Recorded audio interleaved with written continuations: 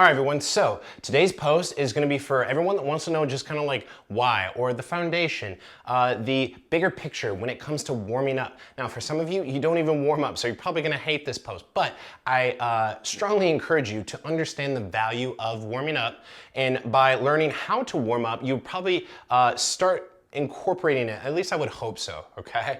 But for those that are warming up, I applaud you, continue to warm up properly.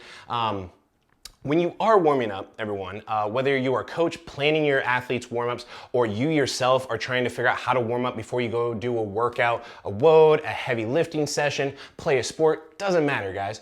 You want to think of three major components, and in this order is how it should be executed. The first thing is get your core temperature up. The best way to do that, dynamic movement. This could be high knees, this could be jumping jacks, it could be a rower, it could be a Peloton bike.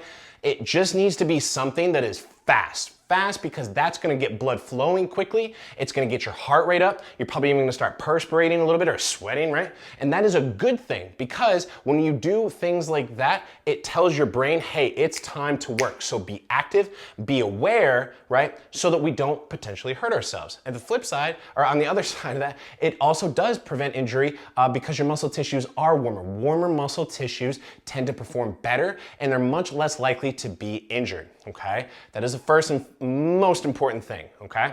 Second is gonna be priming weak areas of your body and strong areas or primary movers of whatever exercise routine you got going on. So for my power lifters, let's say you got a heavy squat session and you're someone who struggles with upper back stability with the bar. It would be a good idea for you to train some thoracic extensions, maybe some prone tees, things that are gonna help you get better at stabilizing that upper back area because that is a potential weakness for you.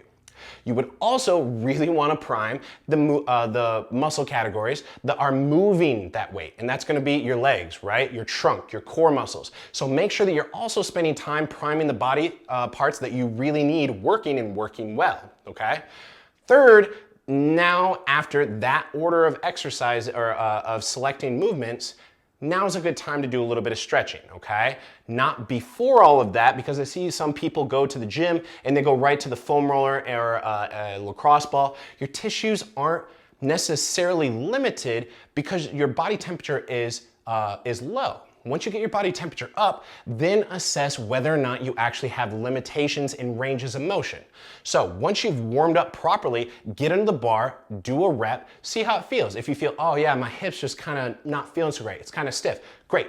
Now is a good time to go stretch it. But you have identified a restrictive area, but you didn't take the time to just kind of roll and move everything first, which is good. Because your warm-ups, everyone, should be only about 20 minutes. If it's more than 20 minutes or even like 10, 15, for some coaches and athletes, they strongly believe it should be less than 20 minutes.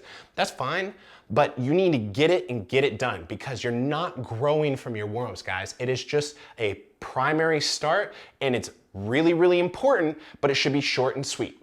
All right, everyone, so that's it. I'm gonna quit rambling. Posts that will follow this one, I will give you exercise selections based on certain weaknesses and important concepts when it comes to certain exercise categories like squat, bench, deadlift, and maybe some other lifts down the road. If you have any questions about what I just said, leave a comment below or DM me personally.